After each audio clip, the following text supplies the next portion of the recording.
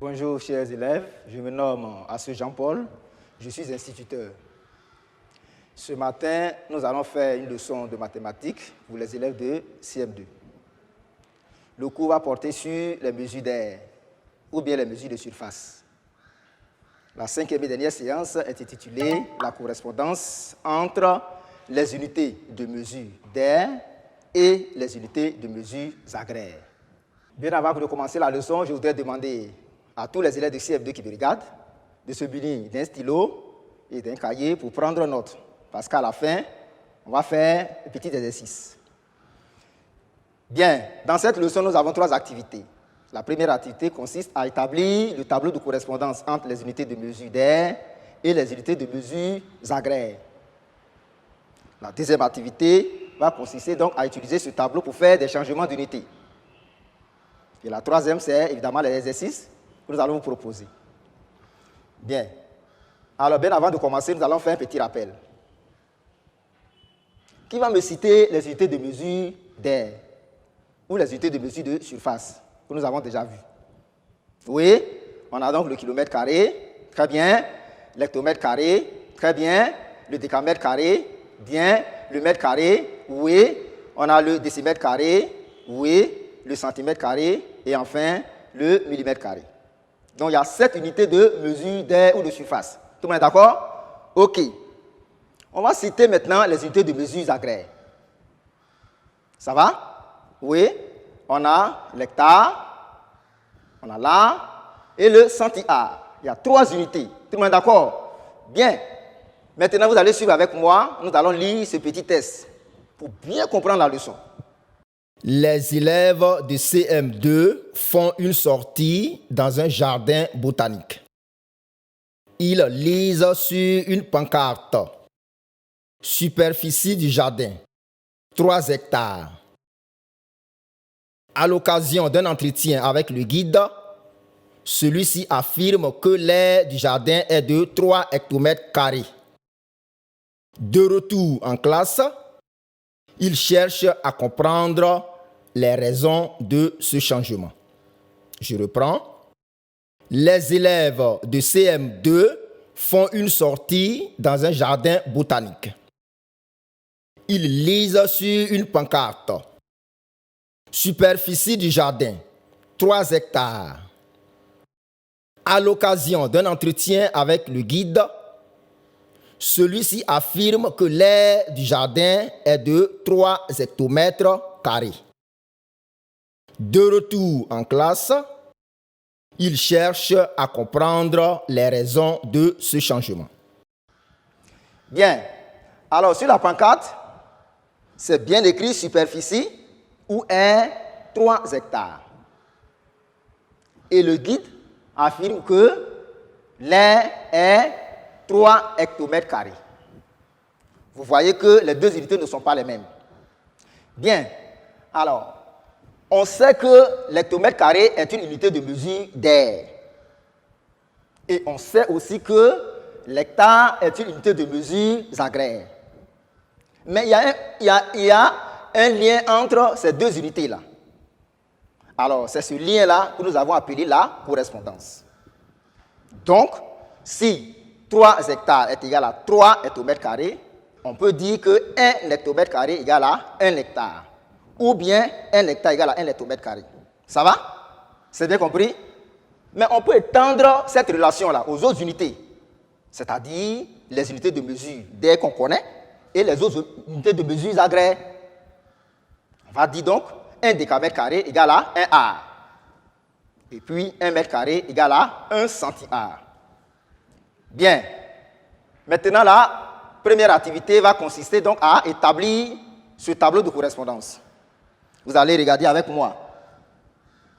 On va citer donc les unités de mesure agraires qu'on connaît. Il y en a 3. Donc, l'hectare, l'ar et le centiare. Ça va?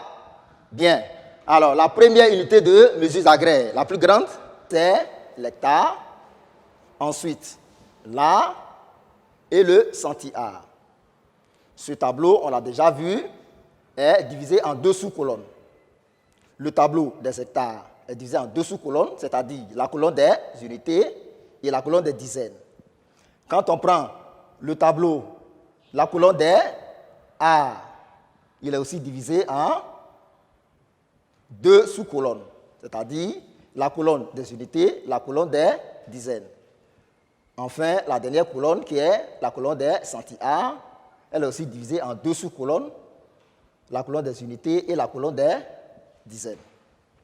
Bien, on va faire maintenant le tableau des unités de mesure d'air. On a le kilomètre carré qui est divisé en deux sous-colonnes également. On a l'hectomètre carré. On a le décamètre carré. On a le mètre carré. On a le décimètre carré. On a le centimètre carré. Et on a le millimètre carré. Ça va? On a établi ces deux tableaux. Maintenant, on va les mettre ensemble. Tout à l'heure, on a dit 1 hectomètre carré égale à 1 hectare. Donc, on va prendre la colonne des hectomètres carrés et puis on va mettre ça avec la colonne des hectares. Vous suivez? Bien. On prend la colonne des décamètres carrés, on met avec la colonne des A. Et on prend enfin la colonne des mètres carrés, on met ensemble avec la colonne des centiares, de telle sorte que on est kilomètre carré, il n'y a pas de correspondance. Hectomètre carré égale à hectare, correspondance. Décamètre carré égale à correspondance. Et enfin, mètre carré égale à centiare, correspondance. Ces deux tableaux sont divisés en deux sous-colonnes, je l'ai dit. Donc, on les a mis ensemble pour devenir un seul tableau. Ça va? Bien. Alors, on va utiliser ce tableau maintenant pour faire les changements d'unité. Vous suivez? Bien. Comme le tableau est divisé en deux sous-colonnes, on va dire 1 hectare égale à 100 A. Vous suivez bien? 1 hectare égale à 100 A. Ou bien égale à 10 000 centi-A. Je reprends. 1 hectare égale à 100 A égale à 10 000 centi-A. Vous voyez? Donc, 1 A égale à 100 centi-A. Ça va? 1 A égale à 100 centi-A. Bien. Alors, on peut dire aussi 1 hectomètre carré égale à 100 décamètres carrés. Ou bien 1 hectomètre carré égale à 10 000 mètres carrés. Ça va? Bien. Alors, si vous avez compris la leçon, nous allons passer aux exercices.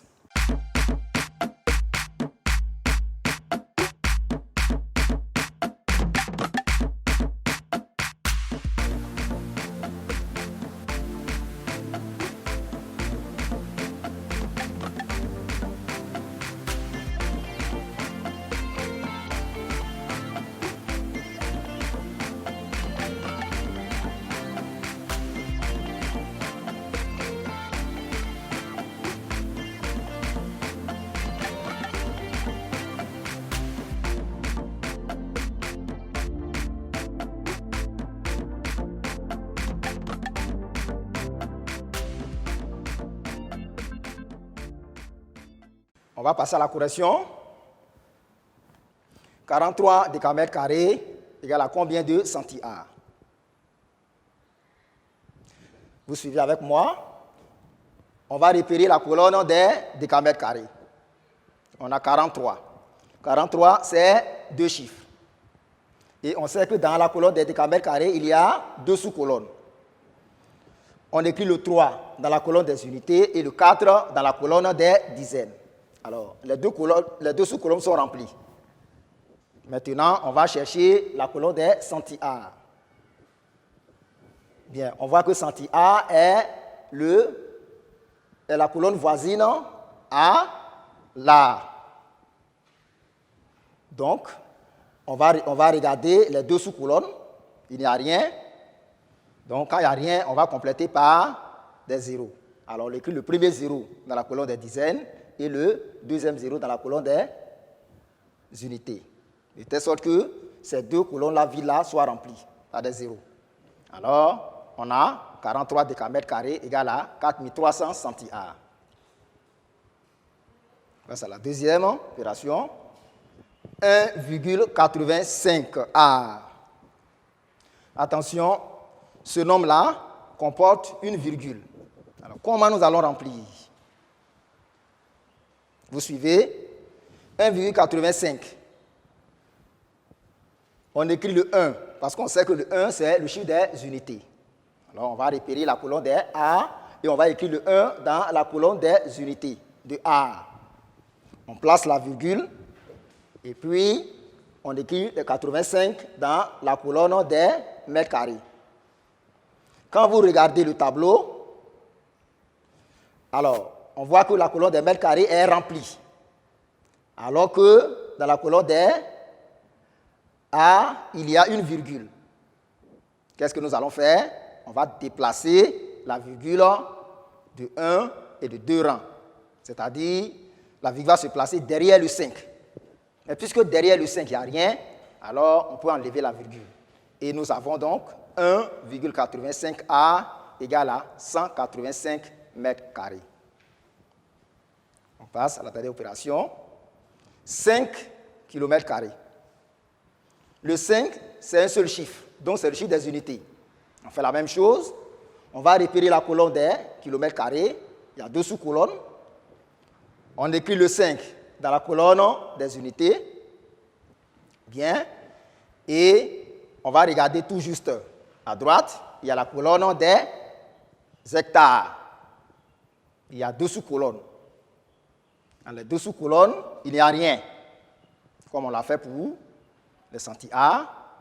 On va mettre un 0 dans la colonne des dizaines et puis un autre 0 dans la colonne des unités.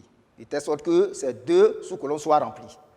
Et nous avons donc 5 km carrés égale à 500 hectares. Vous avez bien compris? Bien. Alors, si vous avez bien compris, vous allez prendre le deuxième exercice.